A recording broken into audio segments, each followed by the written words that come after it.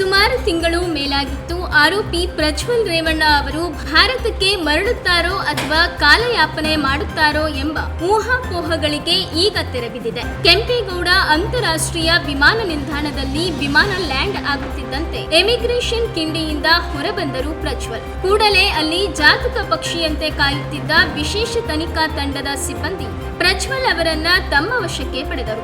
Police ವ್ಯಾನ್ನಲ್ಲಿ ಚಾಲಕನೊಬ್ಬನನ್ನ ಬಿಟ್ಟರೆ ಪ್ರಜ್ವಲ್ ಬಂಧನ ಪ್ರಕ್ರಿಯೆಯಲ್ಲಿ ಸಂಪೂರ್ಣ ಮಹಿಳಾ ಸಿಬ್ಬಂದಿ ಇದ್ದದ್ದು ಒಂದು ವಿಶೇಷ.